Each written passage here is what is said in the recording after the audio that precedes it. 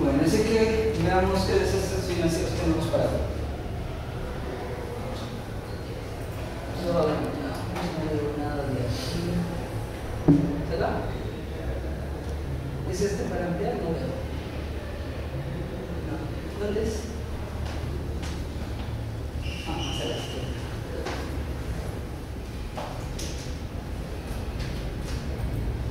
Ya. A ver, ahora vamos a hacer la primera parte de estos casos de aquí. Vamos a llegar hasta varios. Bueno, el área también lo podemos mencionar, el capital management también lo habíamos mencionado antes. Los otros dos últimos casos todavía no nos va a alcanzar ahora, son bastante. Pero hay distintas situaciones en las que se pueden dar estos desastres. Y en este caso hay un grupo que los han clasificado como que están relacionados con que la información proporcionada es engañosa. Esto cuando lo ponen en inglés en los artículos sobre este tema, lo escriben como misleading reports. Pero bueno, se traducen más o menos como reportes engañosos, ¿no?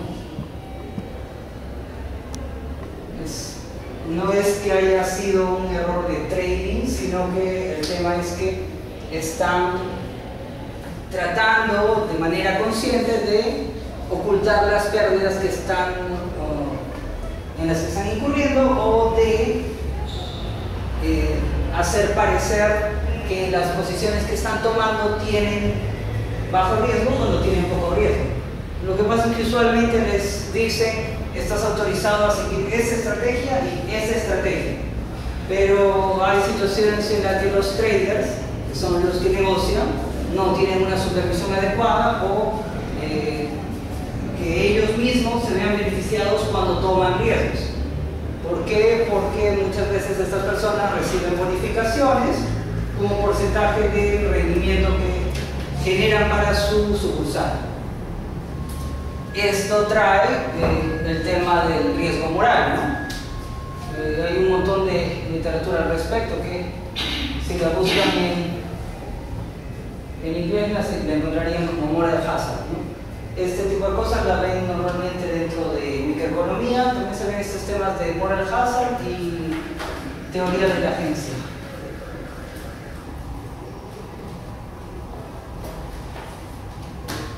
Cuando hablan de teoría de la agencia, normalmente hablan del tema de incentivos.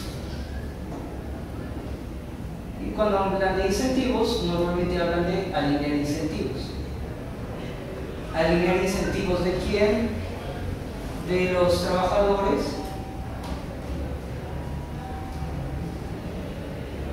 y de la organización.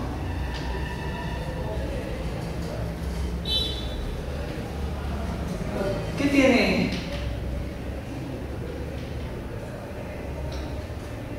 esto que ver con los desastres financieros, ¿no? ¿Qué tiene que ver con alinear incentivos?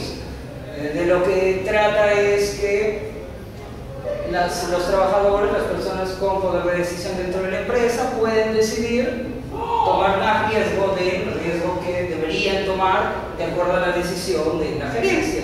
Y como los trabajadores tienen su salario muchas veces asociados con sus bonificaciones, entonces ellos tienen un incentivo de tomar más riesgo de que usualmente deberían tomar. ¿Cómo se alinean los incentivos? Los incentivos se pueden dar, por ejemplo, un mecanismo usual es darles opciones de compra.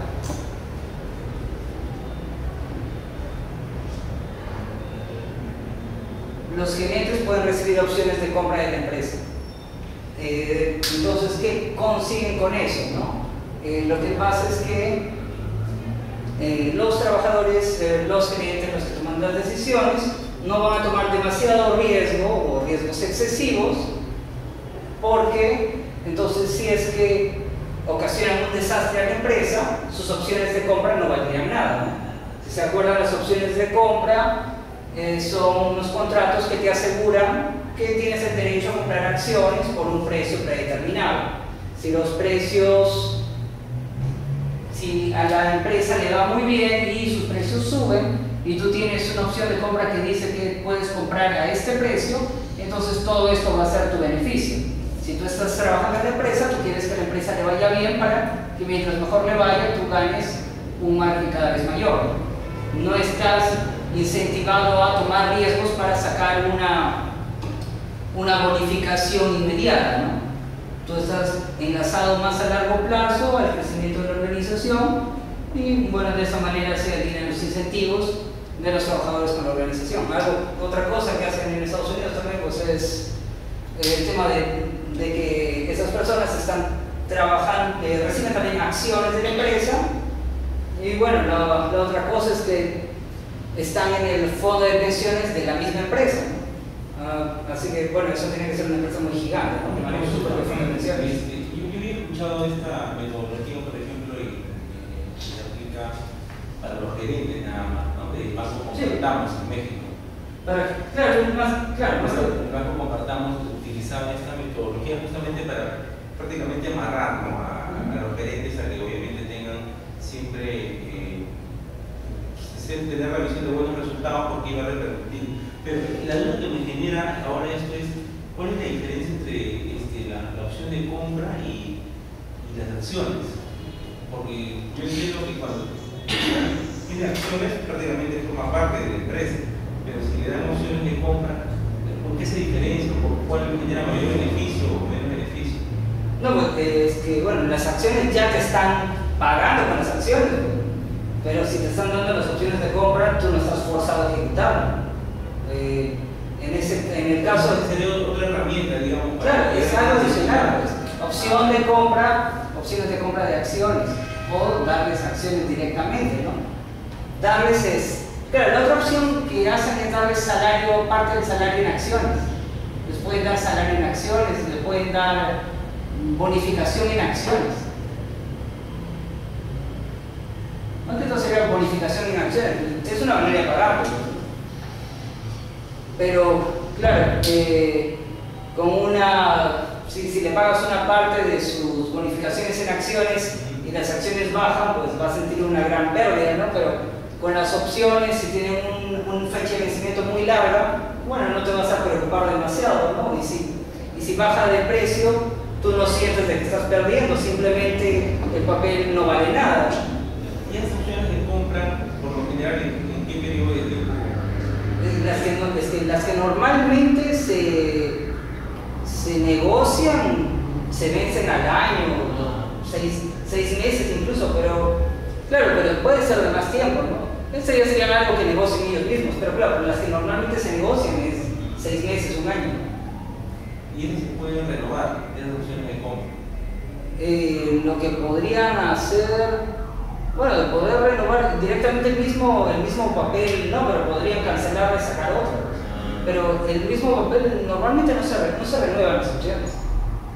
Lo que se hace es se cierra y puede salir otra posición equivalente.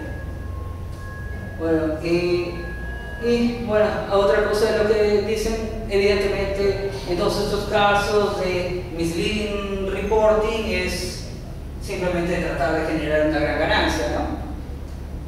Y eso es siempre la causa de todos los problemas. Este es un caso que no es tan conocido como el caso de Barings o el caso de Long Term Capital Management, pero este caso también es bastante estudiado. El caso de Drysdale Securities y Chase Manhattan Bank. Fue algo bien curioso. Esta empresa que, bueno, la que consiguió los fondos era Drysdale Securities. Chase Manhattan Bank no le prestó el dinero. Chase Manhattan Bank hizo el brokerage, bueno, hizo las de intermediario. Eso es lo que ellos pensaban, que ellos hacían de intermediarios para Drysdale y le consiguieron efectivo. Pero ¿cuál es lo gracioso? Que Drysdale solamente tenía, lo que dice ahí, ¿no? Drysdale solamente tenía 20 millones de capital y se prestó 300 millones. Bueno, para poder prestarse 300, evidentemente hay algo irregular que están haciendo, ¿no? Pero hay algo mucho peor, que Chase Manhattan Bank haya intermediado y no se haya dado cuenta del problema, ¿no? Chase Manhattan Bank fue el que conseguía el dinero para ellos, ¿no? Bueno, ahora, ¿cómo lograron hacer eso? ¿Qué hicieron con el dinero, ¿no? ¿A qué se dedicaba Drysdale? Su nombre completo es Drysdale Government Securities. ¿Se acuerdan? Security son acciones y bonos, esas son securities. Así que esa Drysdale se dedicaba a comprar y vender activos financieros gubernamentales, ¿no?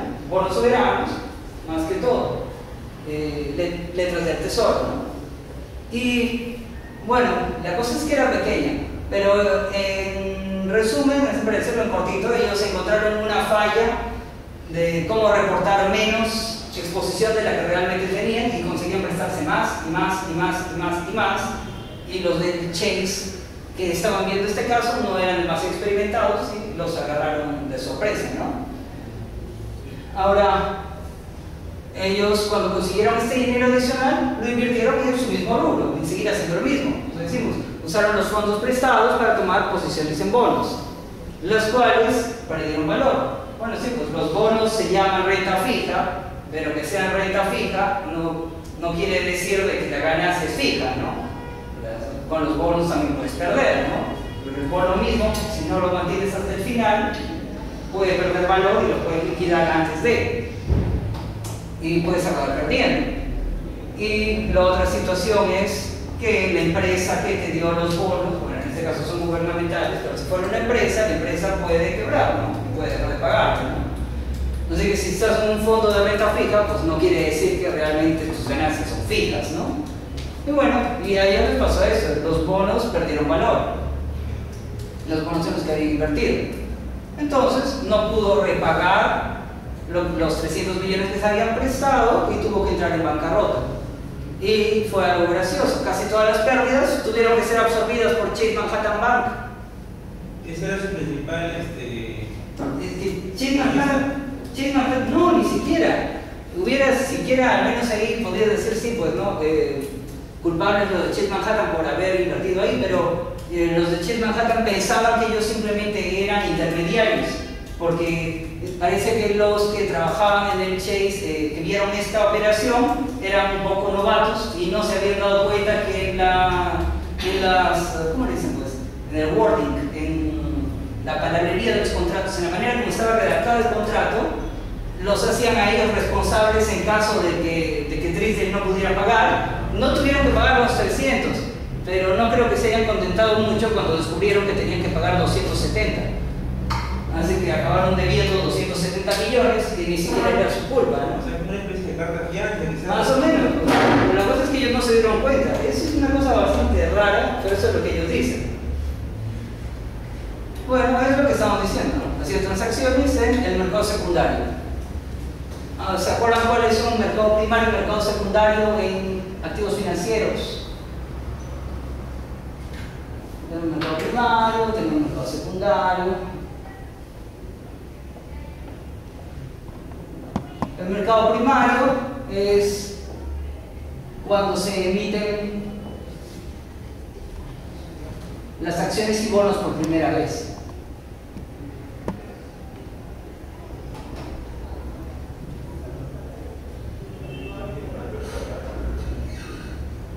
Y el mercado secundario es ya cuando se negocian ya emitidos, ¿no? Negocian valores ya emitidos. O sea, todo lo que normalmente se ve, ¿no?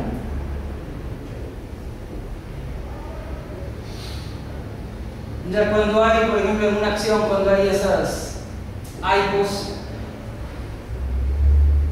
ese es el mercado primario, ¿no? ¿Se acuerdan cuáles son las IPOs? Son las Initial Public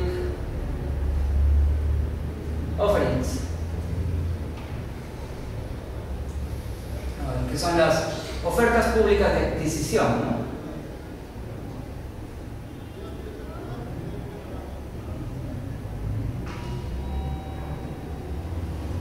Cuando se emite un valor por primera vez, ¿no? Cuando se emite una acción al público por primera vez.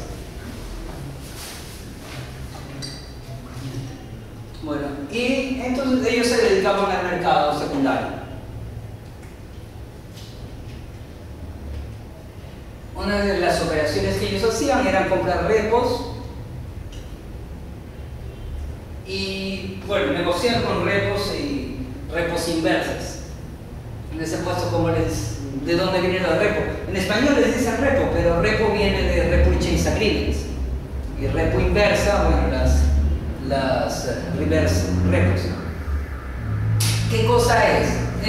Simplemente es un préstamo con garantía en un valor financiero, ¿no? En este caso son bonos de gobierno. Cuando hay un repo, el banco va a comprarte tu activo, tú tienes un bono gubernamental, yo te tomo tu activo, yo te doy dinero y te digo después te lo revendo. Ok, después vamos a acordar a qué precio y tú me lo vas a devolver y yo te lo voy a dar. Es como un especie de préstamo, digamos. Sí, es como un préstamo garantizado en el bono. Los recomiendas como una especie de préstamo ¿Garantizado? Garantizado, digamos. Claro, es eso. Pero le dicen repo y el Banco Central hace eso todo el día, ¿no? Todos los días hace eso. Porque esa es una herramienta de política monetaria, ¿no? Cuando el banco hace un repo, cuando el Banco Central hace un repo, está incrementando la base monetaria, entonces son de economía, ustedes se acordarán ya de eso en este momento, porque están inyectando dinero en la economía al momento que están tomando ese activo financiero, ¿no? Y el reverse repo, la repo inversa, cuando están haciendo al revés, ¿no? Ellos están tomando dinero y te dan el activo y después te devuelven tu dinero y tú le devuelves su activo. Bueno. ¿Y esa tasa está de acuerdo al promedio del mercado bancario o es una tasa? No, es que hay un montón de cosas que se pueden hacer repo, así que es una referencia, solamente que eso depende del riesgo del activo que tú estés poniendo en garantía, ¿no? Como eso lo más seguro, esta va a ser siempre la más baja en comparación a las otras. Siempre en todos los países siempre es igual. Bueno, claro, la única diferencia que ahí no le dicen que en Estados Unidos no le dicen Banco Central, sino la Reserva Federal, ¿no? Bueno, ¿y cuál es la falla que estos se dieron cuenta, los de Trisdale, para poder seguir haciendo la misma operación? Es que se dieron cuenta que había situaciones en las que en el sistema, para calcular el valor del colateral de los bonos, no se calculaba, no se utilizaban los intereses devengados, los intereses acumulados, lo que le dicen los accrued intereses. Intereses acumulados, intereses devengados. Dicen, para que calcule los colaterales, a ver en cuánto te estoy valorizando este activo que tú me estás dejando, a veces consideraban los intereses devengados y otras veces no. Que bueno, puede importar o puede no importar, normalmente no importa si es que no es tanto, pero o que se anule una con otra. Pero ellos hacían una cosa muy interesante, ¿no? Bueno, una cosa bien fraudulenta, aprovechándose de que a veces se necesitaba, ellos registraban los intereses acumulados cuando les convenía, cuando ellos tenían que recibir, y no lo registraban el valor sin intereses acumulados cuando ellos tenían que pagar. Así que siempre les quedaba en todas las operaciones, estaban como que no había nada de riesgo, siempre tenían una pequeña ganancia, siempre tenían un pequeño margen, pero era simplemente que estaban reportando mal. Pero entonces ahí mostraban, no tenemos prácticamente riesgo, préstame más. Incluso en algún lado leí que a Chase le habían dicho, consígueme todo el dinero que puedas conseguir. Y ya pues todo lo que pudieron conseguirlo fue los 300 millones. Bueno, claro, hubo fallas en la información presentada por Trisdale para poder obtener los fondos prestados, pero Chase tuvo parte de la culpa de asumir que era un intermediario, que era solamente un intermediario y que las posiciones tenían bajo nivel de riesgo. Claro, dicen, bueno, tiene bajo nivel de riesgo, pero ellos se dieron cuenta que podían explotar esta falla en el sistema y simplemente aumentaron la cantidad de operaciones que hacían, aumentaban el plazo para poder patearlo lo más posible, que se sinceren los montos, y entonces aumentaba y aumentaba la cantidad que ellos podían prestarse. ¿Esto en qué año pasó? ¿Esto qué año había sido? 95, me parece que fue. Lo tengo. Ah, no, esto es más antiguo, 76. Sí, porque El siguiente es el del 95. Porque esa excusa excusa de que no sabíamos, es muy... Sí, no, y aparte acá parece como que su sistema informático recién lo estaba registrando, recién estaban aprendiendo a usarlo.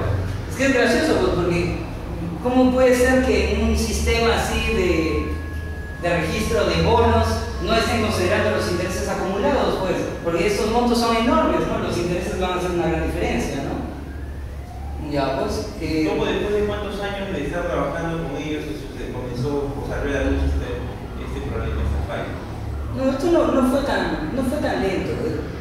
Esto habría sido unos 2 años, 3 años, a lo mucho para que se dieran cuenta.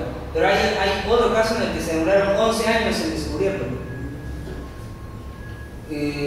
Otros se han demorado 7, pero el que más se ha demorado es uno que fue desde 1985 hasta 1984 hasta 1995.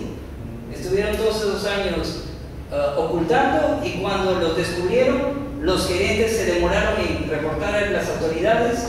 Lo descubrió primero el fisco estadounidense, les cancelaron la licencia y los botaron.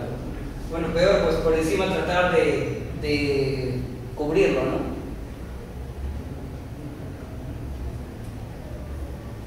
Bueno, a ver, ¿qué más dicen? Bueno, de lo que dicen, ¿no? Los gerentes no tenían mucha experiencia y no se dieron cuenta que ellos iban a ser los responsables de pagar cualquier cosa que quede pendiente.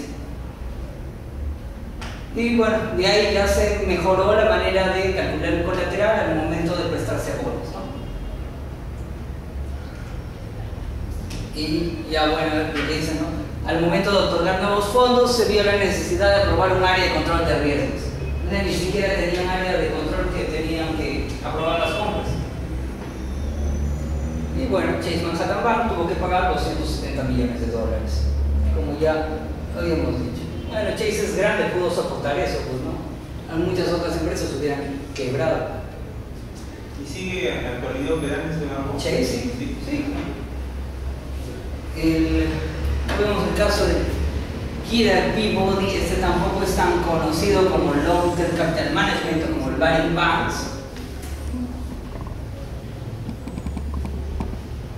¿No está? Bueno. Ahora, ya hay otras maneras, ¿no? Hay algunos que reportan solamente las cosas que les convienen. Por ejemplo, hay un caso en el que la persona, digamos, hace una negociación ficticia, ¿no? O puede hacer una negociación real. En el mismo momento compra y vende el mismo activo, al mismo precio, la misma empresa, compra y vende. Ya, pero luego, ¿qué pasa? Ni ganaste ni perdiste, ¿no? Solamente perdiste las condiciones que pueden ser gran cosa. Cuando dices la misma empresa que ellos mismos... Claro, lo ponen, que la misma empresa lo pone, exacto. Pero ¿qué pasa ahí? Que después resulta que dicen, bueno, vamos a crear como que este realmente lo compramos aquí y lo vendimos acá.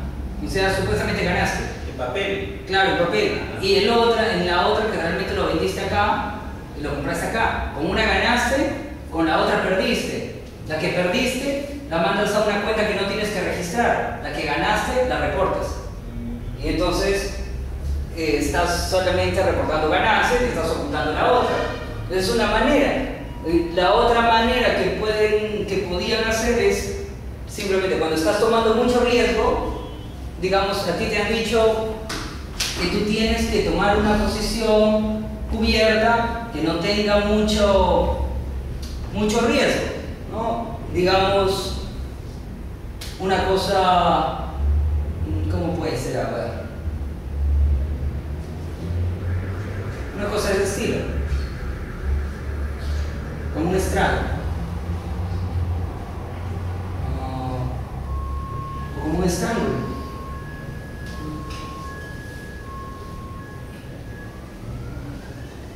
Que tú ganas si es que el precio no se mueve demasiado. Si el precio se mantiene donde estás, entonces, más o menos por donde estás, entonces tú ganas, ¿ya? Pero tú dices, bueno, yo realmente no quiero hacer eso.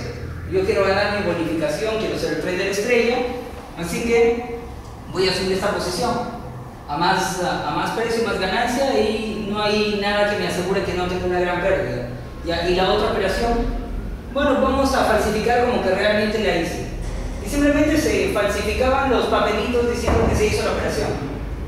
¿Cuándo podían hacer eso? Bueno, no necesariamente la otra persona tenía que ser jefe de riesgos, bastaba con que sea jefe de back office o jefe de cierre de operaciones, o que le dicen jefe de settlement. Otro cargo que he visto que ha hecho cosas similares es uno que es simplemente jefe de back office. Back office y settlement. Bueno, y esos dos tenían la posibilidad de modificar la manera como se registraban las operaciones y podían mostrar como que estuvieran tomando menos riesgo del que realmente estaban tomando con operaciones ficticias. O si no, tomar operaciones reales y modificarlas y mostrarlas como que estuvieran ganando realmente cuando no estaba pasando nada. Este fue un caso bien gracioso. Estos señores reportó de una manera errónea durante 3 años, 92, 93 y 94, dijo que había ganado 350 millones de dólares, pero realmente no había ganado nada de eso, y cuando se dieron cuenta, pues tuvieron que reportarlo y eliminarlo. La empresa realmente no perdió dinero, porque esas operaciones nunca se habían realizado, pero hubo una pérdida de confianza en la gerencia. General Electric era dueño de esa empresa y los acabaron vendiendo, y al final la empresa que lo compró las acabó disolviendo. Bueno, pero eso es bien gracioso, ¿no? Porque aquí realmente no hubo pérdidas, solamente hubo una pérdida de reputación.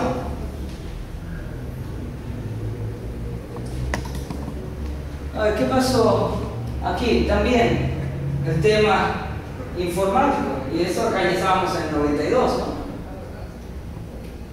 Entonces no tomaba el valor presente de un contrato forward. Es una cosa, la manera como se financiaba, traía valor presente. El programa este no traía valor presente en las cosas, así que cuando hacía una operación con otra, en vez de anularse, siempre le quedaba una ventaja porque era simplemente el valor del dinero en el tiempo. ¿Y qué cosa hacía? Compraba más y más y más para tener esa ganancia ficticia que al momento que se venza, pues se iba a desaparecer. ¿Por qué? Porque el sistema no estaba trayendo valor presente. ¿Qué hizo? Pues para que parezca más, simplemente compraba más y más y más. Ese es un tema de registro. Pero claro, al final, cuando se venciera, el sistema mismo se iba a ajustar, pero mientras todo ese tiempo pasaba, él usaba la manera de que los contratos, cuando estaban por vencerse, renovarlos y empezar de nuevo. Entonces, bueno, no solamente hizo eso, bueno, él aumentó el tamaño de los contratos todo lo posible para que el monto sea cada vez más grande. Él aumentó los periodos de entrega para que cuando el monto se sincere tome más tiempo, ¿no? Patear todo lo posible para el futuro, para aprovecharse de la manera más posible, en la mayor manera posible del error, ¿no? Del sistema. Ya, pues después se dieron cuenta por el tema de que tenían demasiadas ganancias. ¿Cómo tienes demasiadas ganancias? No tiene nada que ver con realmente la estrategia que tú deberías estar siguiendo. No había manera de que ellos estén generando tanto dinero con una estrategia de bajo riesgo, o que no puedas ni explicar realmente cómo estás ganando tanto, ¿no? Una oficina que no está ganando, normalmente no gana gran cosa, y de la nada empieza a aparecer que gana cientos de millones, pues ya deberían haber sospechado algo, ¿no? Bueno, dice, entonces, la lección que se sacaba de este caso de Kidder Peabody era que hay la necesidad de investigar grandes ganancias provenientes de estrategias de trading desconocidas. Bueno, ustedes evidentemente se pueden acordar de un caso aquí peruano, pero hay un caso en grande de Estados Unidos del señor Bernard Madoff. ¿Qué cosa hizo? Hizo un CLAE, pero a lo bestia, y que duró como varios años, duró como 20 años. Y este señor lo metieron preso y al año intentó suicidarse, me parece. Pero la cosa es que simplemente reportaba, todos los años ganaba 10, 12, 15%, pero no tenía manera de explicar cómo, ¿no? Diciendo, no, sí, hago operaciones con algunos índices y tengo una estrategia bajo riesgo y con eso gano. Está bien, pero no puedes ganar absolutamente todos los años, ¿no? por más que seas inversionista y estés contento con eso, pues ya tienes que sospechar que no tengas ningún solo año malo, ¿no? Y aparte, este señor encima, este señor Bernard Madoff decía con qué operaba, ¿no? Dice, bueno, yo utilizo un índice tal, no me acuerdo exactamente cuál era el índice, pero no era el Standard & Poor's 500, no era el Dow Jones, era un índice que ni siquiera era muy líquido. Así que si realmente un fondo tan grande como el que él manejaba hubiera estado haciendo todas esas operaciones, se hubiera notado inmediatamente en el volumen de negociación. Entonces, como tú me dices, una acción de la bolsa de Lima que nadie conoce y hay una empresa muy grande que te dice, todas mis ganancias vienen de esa acción. O sea, pero difícil pues, porque tú ves que esa acción casi no se negocia. Ya hubieron algunos reguladores que se habían dado cuenta de ese problema, pero cuando reportaron no les hicieron caso, ¿no? Al final ya fue cuando ya él no pudo pagar que recién se dieron cuenta, ¿no? Pero pudo seguir con la farsa por varios años. Pero esa farsa, ¿por qué se mantuvo? O sea, porque él seguía pagando con... No tiene como... Pagaba... Carrusel. Claro, lo que siempre hacen. O sea, no levantó sospechas, entonces no había entes reguladores. Había, sí, incluso yo leí algunos de otro fondo que un agente de inversión que su cliente le había dicho si valía la pena invertir ahí, él dijo no, él investigó la empresa, de papel algo raro, lo reportó a la agencia reguladora, pero no le hicieron caso. O sea, ya desde antes les habían dado avisos, ¿no? Pero ¿este caso más o menos para qué fecha fue? ¿el del Madoff? Esto habrá terminado hace como 3 años. Reciente es. No, a ver, no es tan reciente, es como del 2012, más del 2012. Digamos que fue mucho más antiguo. Sí. De repente podría relacionarse que se copió en el... No, eso siempre ha existido. Por algo se llamaba, por eso esas cosas se llaman esquemas Ponzi, ¿no? ¿Sí te suena lo de esquema Ponzi?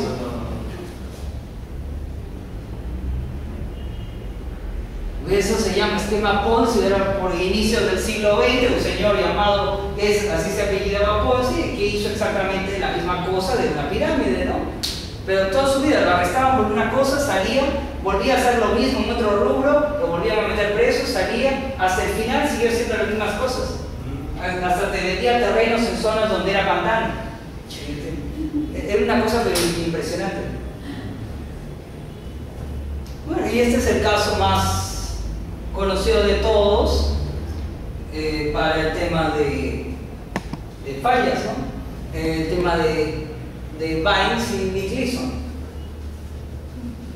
Bueno, el tema de Nick Leeson, lo gracioso es que, bueno, él empezaba como trader junior, pero después acabó como jefe de back office y era como uno de los traders principales. Bueno, tomó posiciones especulativas en el mercado de derivados, un esfuerzo para tratar de recuperar pérdidas en las que había incurrido previamente.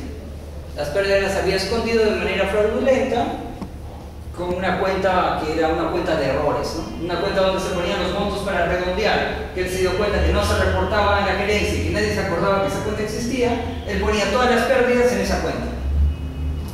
Bueno, y las pérdidas no fueron detectadas debido al sistema de control inadecuados. Vamos a ver cómo fue. Esto fue de 1994.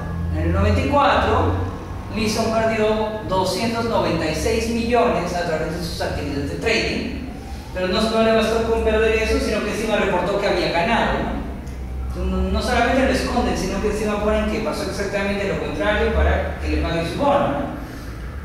No sé si ahí está, pero la cosa es que en uno de estos años le pagaron de bonificación $720,000 por las ganancias que había generado. Encima que pierde casi $300 millones, le pagan su bonificación porque ni siquiera saben que han perdido. Bueno, sus operaciones se trataban de vender straddles en el Nikkei 25 y arbitrar diferencias de precios en futuros del Nikkei 225 que se negocian en diferentes mercados.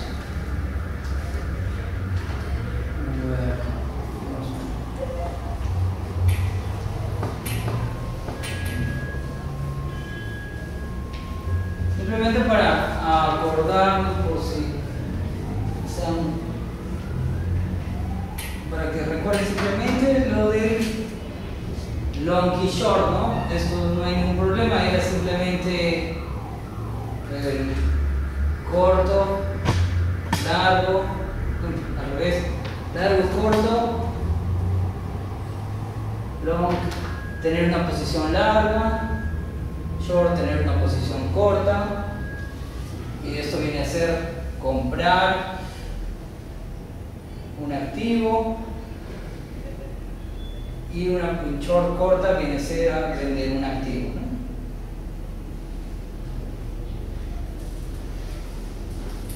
Y en los mercados donde se permite el short selling, uno no necesita tener el activo para poder venderlo, ¿no? No simplemente uno puede vender algo que no tiene, y cuando ya tiene que entregarlo, lo compra y lo entrega, ¿no? Aquí en la bolsa de Lima no se puede hacer short selling. En la bolsa de China lo prohibieron hace como unos 10 meses más o menos. Hubo una crisis el año pasado, como en agosto por ahí, y por tratar de quitar la volatilidad quitaron la posibilidad de hacer ventas en corto. Bueno, el short straddle involucra vender calls y puts. ¿Se acuerdan cuáles son los calls y puts? ¿Se acuerdan cuáles son los calls y puts? ¿No se acuerdan? Los calls es lo que justo acabamos de decir. Cuando dice un call es una opción de compra, es lo mismo. Y el put es la opción de venta.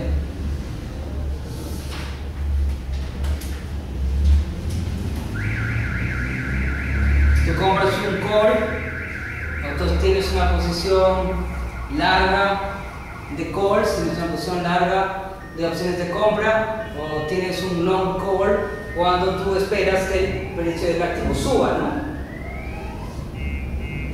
Un long call cuando esperas que el precio suba.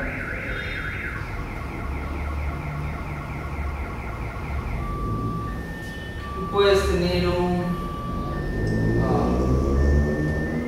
short call, donde vendes una opción de compra. Puede ser simplemente un long put. Puedes tener un long put.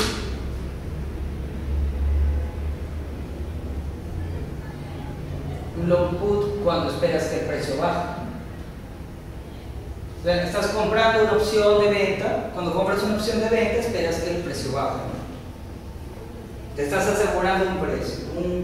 Una opción de venta es como un seguro. Te aseguras que el valor que vas a obtener por tu activo no baje, ¿no? Incluso para que no se confundieran cuando estás tratando de explicar a alguien que no entendiera. Bueno, es como que piensas que estás queriendo vender tu inventario y te estás asegurando un precio por tu inventario, ¿no? Por más que llegue una catástrofe, a ti ya no te afecta porque tú ya te aseguraste un precio, ¿no? Bueno, ese es el tema con los calls y puts, ¿no? Uno puede comprar los calls, puede vender los calls, puede comprar los puts, puede vender los puts. Cualquiera de esas cuatro opciones, ¿no? Y te va a dar distintas figuras.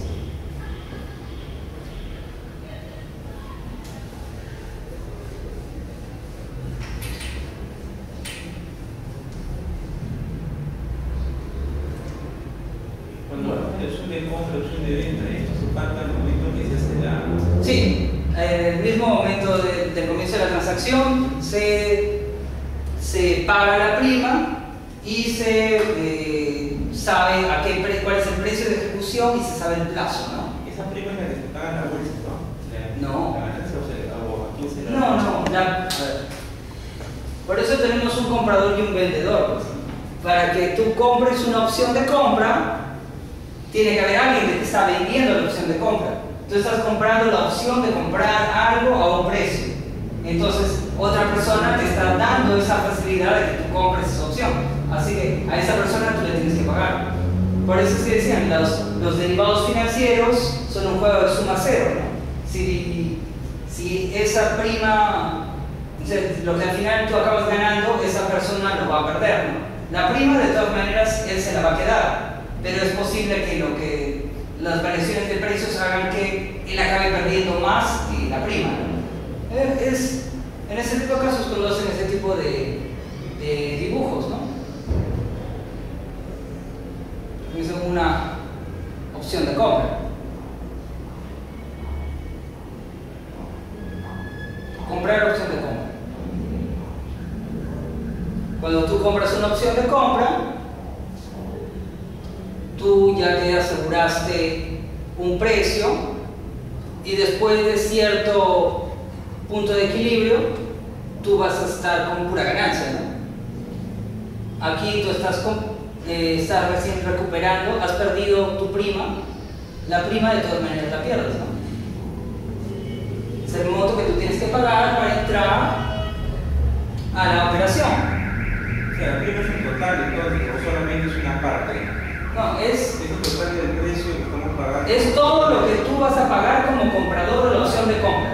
Solamente vas a pagar la prima. En inglés a este le llaman el premium. Pero pues acá premium entenderíamos cualquier otra cosa si nos dicen premium. Van a pensar que es algo de mayor calidad o algo así.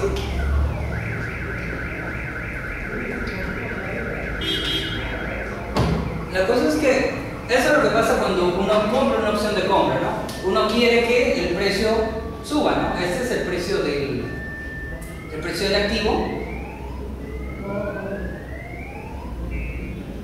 activo subyacente, ¿no? Entonces, ¿se acuerdan? El derivado de los derivados financieros no tienen valor por sí mismos, sino por el precio del activo subyacente en el que están basados. Y bueno, y esta es simplemente la ganancia, ¿no? Si sube el precio, tienes más ganancia. Esta ya es pura ganancia.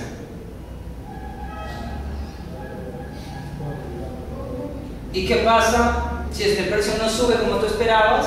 Pues lo más que te puede pasar es que pierdas lo que pagaste al comienzo y nada más. Claro, eso es comprar la opción de compra. Pero ¿qué va a pasar si tú no eres el que compra la opción de compra? Si tú eres el que vende la opción de compra. Necesito más espacio.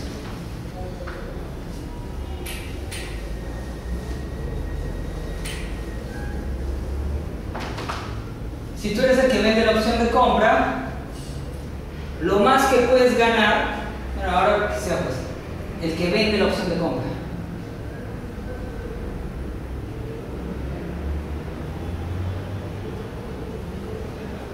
Por si se me olvidó de qué estamos hablando de derivados financieros, ¿no? El que vende la opción de compra tiene, ¿qué es lo más que puede ganar este señor que te está vendiendo la opción de compra? Este señor lo máximo que puede ganar es la prima, nada más. Así que él viene así, todo es prima nada más. Y si el precio empieza a subir, él empieza a perder. Llega un momento en el que el precio equilibrio ya no ni le va ni le viene, y después es todo pérdida. ¿Qué tanto puede perder? Lo que recibió por la prima, porque es lo tangible que tiene. No, el que te vende la opción de compra puede perder infinito. El que compra la opción de compra, ¿cuánto puede ganar? Entonces, digamos, a ver, para ponerlo así sencillito, tú te garantizas que vas a comprar una refrigeradora a 100 soles en Navidad. Dices, ya, yo lo compro. De ahí resulta que la refrigeradora subió a 900. Tú puedes comprar con tu bono con tu opción esta que dice puedes comprarla a 100, te dan tu refrigeradora y la revendes inmediatamente a 900 y te llevas 800. Claro. Pero esa diferencia alguien la tiene que asumir. La asume el señor que te vendió esa opción de compra. Claro, porque si no lo hubiera vendido podría haber ganado esa cantidad. Claro, él lo hubiera mantenido simplemente, ¿no? Él no tenía por qué vender. Pero claro, pues lo que tú ganas, la otra persona lo pierde, pues todo esto es pérdida. ¿Y qué tanto puedes perder?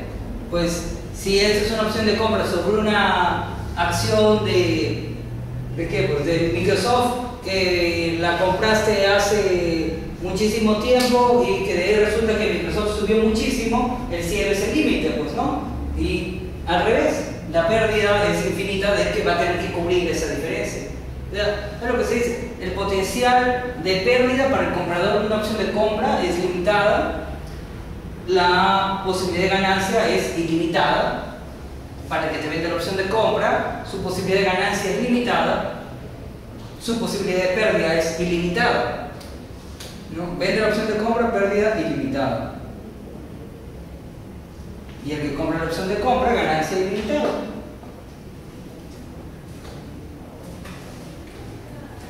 Eso, bueno, si eso ya lo entienden y eso ya se acuerdan, entonces ya no hay mucho problema, porque cualquier otra cosa la pueden comprender por su propia cuenta, simplemente analizando los gráficos y más o menos calculando por ustedes mismos, ¿no? Pero por alguna razón a la gente le cuesta a veces entender el tema de la venta de la opción de compra por alguna razón rara. Pero bueno, ese es el tema de estos derivados. Bueno, estos son solamente las opciones de compra. Con opciones de venta se puede hacer cosas similares. Pero bueno, después podemos ver la opción de venta cuando ya nos hayamos olvidado de esto, vemos la opción de venta y decimos, vaya. Vamos a seguir con eso para no olvidarnos. Estábamos hablando de Nick Leeson y Barings. ¿Qué era lo que le habían dicho? Bueno, que él tenía que vender opciones de compra y vender opciones de venta. Esto era lucrativo si es que el índice permanece relativamente estable durante la vida del estrado, en cuyo caso las opciones expiran sin valor y el vendedor de las opciones se queda con las primas. O sea, se trataba de esperar que los precios no varíen mucho, tú vendes tus opciones y al final te quedas con las primas. Para que eso lo puedas hacer necesitas que no se muevan mucho los precios, ¿no? Porque si se va mucho para un lado o por el otro, pues acabas perdiendo. Ahora, esta es una cosa diferente. Su otra estrategia que a él habían autorizado, que era arbitraje en el mercado de futuros en el Nikkei 25. ¿A qué se refiere el arbitraje? El arbitraje se trata de tratar de ganar con prácticamente sin riesgo, invirtiendo en el mismo activo en dos mercados diferentes. Pero bueno, acá es otro tema. Uno es el de las compras y ventas de opciones, y este señor se quedaba con las primas. En este caso, ya esta es su estrategia 1 con las opciones de compra y opciones de venta, y su estrategia 2 de Nick Leeson era el arbitraje. ¿En qué él hacía el arbitraje? En Nikkei 25, pero se puede hacer en cualquier cosa, ¿no? Bueno, en Nikkei 225. Ahora, ¿de qué se trata? Se trata de, primero tienes que operar en dos mercados.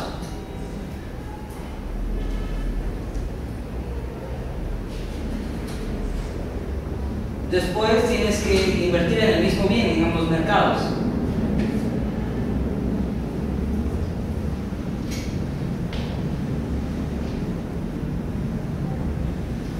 ¿Y qué se supone que uno obtiene de eso? Uno se supone que obtiene una ganancia casi libre de riesgo, se supone. O sea, teóricamente el arbitraje se supone que lleva ganancias sin riesgo, pero eso realmente no existe, ¿no? Así que bueno, simplemente se dice que el arbitraje es una estrategia de bajo riesgo, ¿no? Pero teóricamente se supone que el arbitraje es cuando ganas sin riesgo. Por ejemplo, tú tienes acceso a dos mercados distintos, estás comprando 1 kilo de naranjas a 2 soles aquí y estás vendiendo 1 kilo de naranjas a 3 soles aquí, y has hecho la operación a la vez. Ellos no pueden hacer esas operaciones, no se contactan entre ellos. Tú haces la operación aquí y haces la operación allá, tú cancelas una con otra y no te importan los movimientos. Esa sería la manera más simple de decirlo, cuando uno compra y otro vende. Pero también puede haber como un arbitraje relativo, que es lo que él más o menos hacía. ¿Qué es lo que buscaba? Bueno, él compraba donde era un poco más bajo y vendía donde era un poco poco más alto. ¿Cuál es la idea? Que en algún momento se iban a encontrar.